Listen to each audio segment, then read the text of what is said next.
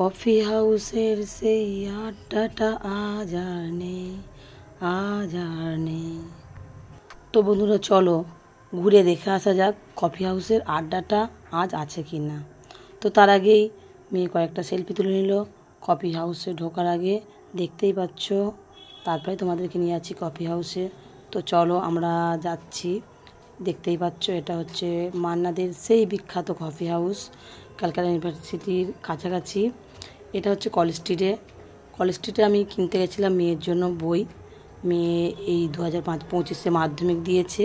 তো মাধ্যমিক দেওয়ার পর মেয়ে ডিসাইড করেই নিয়েছে যে ও সায়েন্স নেবে।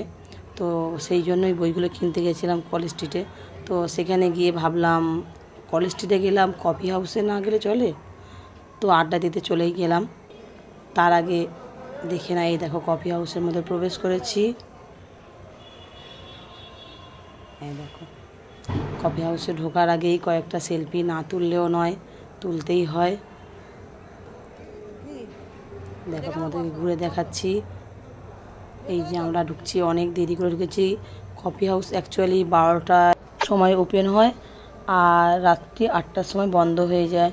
তো আমরা সেদিন অনেকটাই দেরি করে ঢুকেছিলাম। 7টার সময় আমি কলেজ স্ট্রিটে ঢুকেছিলাম বই কেনার জন্য। এই পাশ ঘুরতে গিয়ে অনেকটাই দেরি হয়ে গেছে। আমরা প্রায় 7:45টার সময় কফি হাউসে ঢুকেছি, খুব কম সময়ের জন্য, কারণ বই খুঁজতে খুঁজতে অনেকটাই দেরি হয়ে গেছিলো।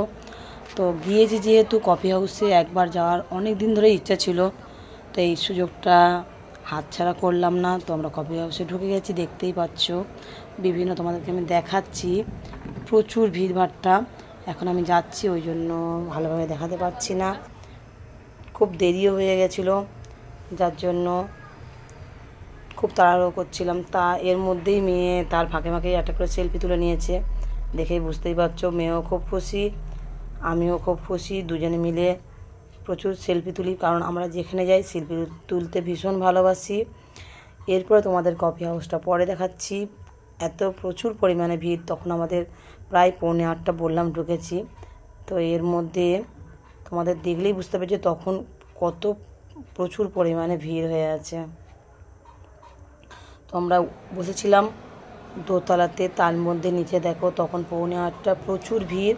কফি হাউসের আড্ডাটা আজ নেই মান্নাদের সুরে, এটা উনি গান করেছিলেন, কিন্তু আড্ডাটা এখনও আছে। দেখে তোমরা নিজেরাই বুঝতে পারছো ভীষণভাবে আছে। যেহেতু আমরা একদম এন্ডে গেছিলাম, প্রায় 8টা বাজতে যাচ্ছে, কারণ কফি যখন আমরা অর্ডার দিচ্ছি তখন ওনারা বলেই দিয়েছিলেন যে পয়সাটা পেড করে বসুন, কারণ একদমই সময় ছিল না, বন্ধের সময় গিয়েছি। তো তার 7:45 সময় গিয়েছি, তখনও দেখতে পাচ্ছ কত প্রচুর পরিমাণে ভিড়।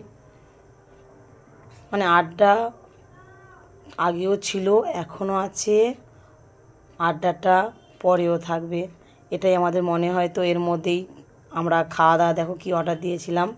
এখানে কফি হাউস মানে শুধু কফি পাওয়া যায় এমনটা নয়।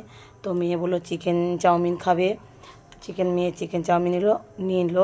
আমরা হচ্ছে ফিশ কাটলেট নিলাম আর ফিশ ফিঙ্গার নিলাম, ওটাও অর্ডার হয়ে গেছিলো।